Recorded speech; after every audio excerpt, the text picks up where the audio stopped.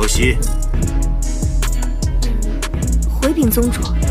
是，宗主。首先，再者，我宗没有中阶以上的圣阵师、圣骑师。谭云，你可有不同看法？弟子才疏学浅，不敢妄议宗门大事。你有什么话，但说无妨。弟子提前请您恕罪。你尽管说，任何话，本宗主说。宗主，您能否先回答弟子3个问题？您至今无法一统九脉，是否受制于人？您的权力能否调动宗门内所有资源？可调动。宗主。无之治。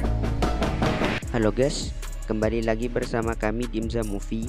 Gimana nih kabar kalian semua? Aku harap kalian dan keluarga kalian sedang baik-baik saja dan sehat selalu. Oke guys, dalam video kali ini kami akan membahas alur cerita Tanyun episode 160. Oke, kalau begitu gak usah banyak basa-basi lagi, kita langsung masuk ke pembahasannya. Ciki bom. Xuanzong menanyakan pendapat kepada Ruoshi. Ruoshi mengatakan jika itu semua dikarenakan mereka yang kurang kompeten. Xuanzong tidak puas dengan jawaban Ruoshi. Dia tahu jika wanita itu tidak berani berterus terang untuk mengatakan yang sebenarnya. Xuanzong pun lalu menanyakan pendapat Yan Feng. Yan Feng menjawab jika itu karena disebabkan sekte Huangfu tidak memiliki Master Sen formasi tingkat menengah. Begitu juga aura langit dan bumi di sekte mereka terlalu tipis, yang mana itu menyebabkan perkembangan kultivasi murid relatif lambat. Selain itu, dibanding dengan sekte Istana Jiwa Ilahi dan sekte Peri Abadi, jumlah murid yang dimiliki sekte Huangfu lebih sedikit. 若曦，回禀宗主。是，宗主。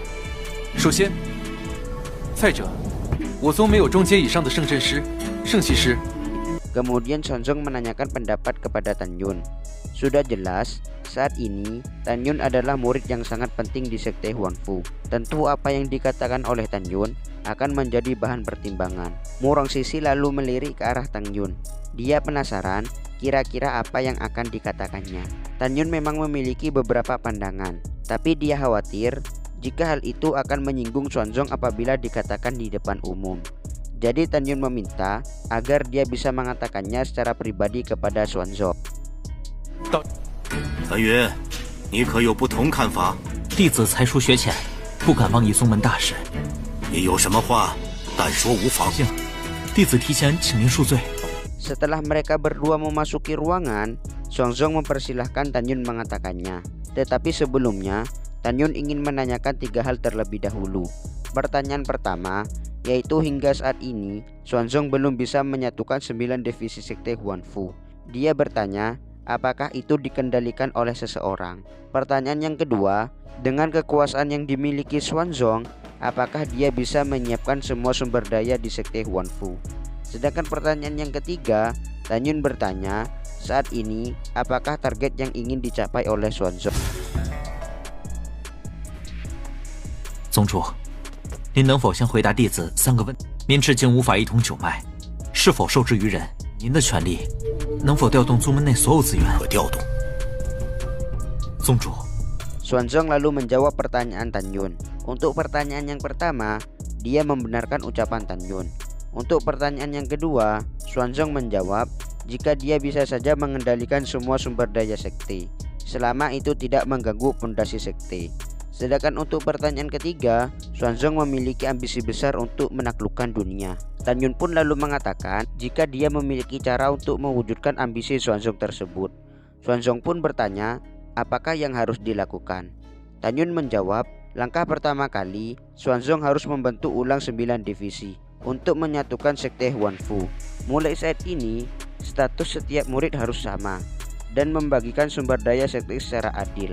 Dan juga, sekte harus menyediakan formasi suci dan membagikan batu roh untuk meningkatkan kekuatan murid Huangfu. Dan kemudian, bersiap melawan Istana Jiwa Ilahi. Hal itu sebagai langkah awal untuk menyatukan jalan surgawi dan menaklukkan dunia. 无之治。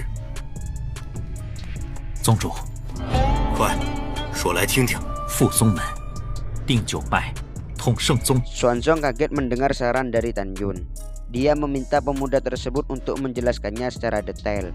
Tan Yun menjelaskan, jika kekuatan sekte Huanfu terus menurun, hal itu akan sangat berbahaya.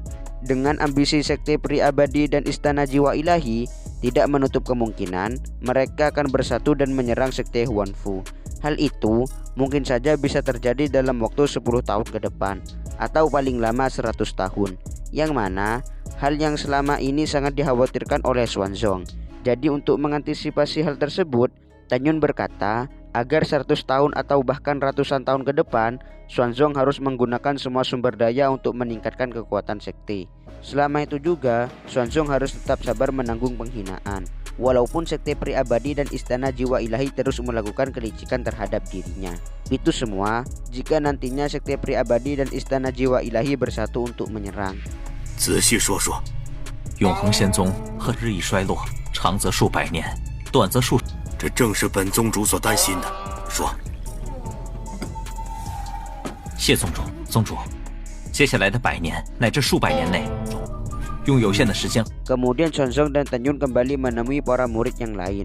Nanggung Rusui penasaran apa yang telah dibicarakan Tan Yun dengan ketua sekte. Lalu Xiao juga mendekati Tan Yun, tapi Tan Yun berkata jika dia akan mengatakan semuanya nanti setelah mereka kembali. Xiao menarik Tan Yun menjauh dari orang-orang. Setelah memastikan jika tidak ada orang yang bisa mendengar percakapan mereka, Xiao bertanya harta apa yang sebelumnya didapatkan oleh Tan Yun. Dia terkejut ketika melihat apa yang telah ditulis oleh Tan Yun.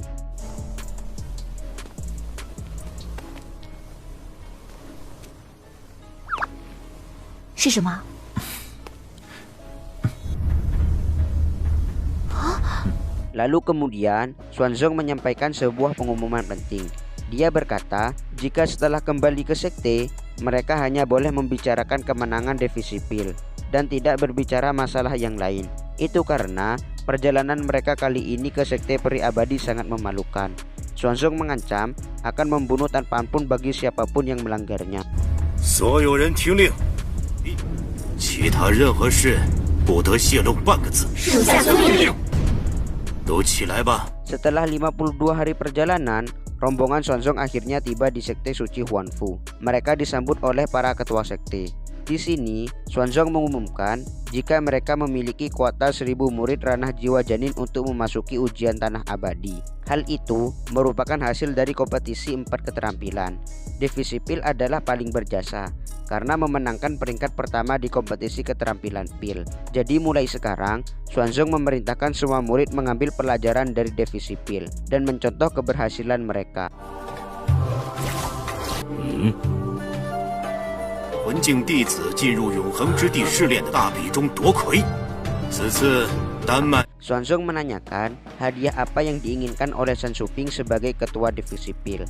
Tapi sepertinya San Suping malu-malu. Dia tidak berani meminta imbalan karena dia juga tahu jika kemenangan yang diraih oleh Devi Sipilnya itu semua adalah berkat perjuangan Tan Yun. Tan Xinjing lalu mewakilkan dia ingin menjadikan San Suping sebagai ketua berjasa dari Devi Sipil Gerbang Peri. Xuanzong pun tanpa pikir panjang menyetujuinya, yang membuat San Suping sangat senang dan bahagia. 回禀宗主，属下为宗门效力。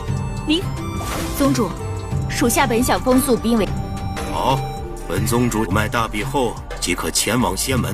Lalu Xuanzong menanyakan hadiah apa yang diinginkan oleh Tan Yun. Karena bagaimanapun juga Tan Yun adalah sosok yang paling bijaksana. Jika bukan karena semua jasa dan pengorbanannya, sekte Huanfu tidak akan mendapatkan kuota mengikuti ujian tanah abadi. Tan Yun berkata jika dia hanya menginginkan benih api tertinggi dengan atribut es dan api, yang tentu saja Xuanzong menyanggupinya. 谭云，此次永恒仙宗之行，你 回禀宗主，弟子只想要火属性。 Selain memberikan hadiah kepada San Suping dan Tan Yun, Xuanzong juga akan memberikan hadiah kepada Ruoshi dan Tianfeng dari divisi jimat dan divisi senjata. Hal itu tidak terlepas karena prestasi yang mereka tunjukkan di kompetisi 4 keterampilan. Di sana, Xuanzong juga mengumumkan jika 9 bulan lagi akan diadakan kompetisi 9 divisi. 本宗主派人将火种送给你。谢宗主。1个月后举行9脉。 Namun sayang sekali, kita tidak bisa melanjutkan alur videonya karena episode ini harus bersambung dulu. Oleh karena itu, kami ucapkan terima kasih kepada kalian semua guys, karena telah mampir ke channel ini sampai tuntas ekor-ekornya. Dan juga guys, apabila kalian ingin mengetahui kelanjutan videonya, kalian bisa subscribe dan mengaktifkan lonceng notifikasinya. Serta apabila kalian suka dengan channel ini, kalian bisa like dan buang sejauh mungkin ke teman dan kerabat kalian. Oke guys, sampai jumpa kembali di video selanjutnya. Bye bye.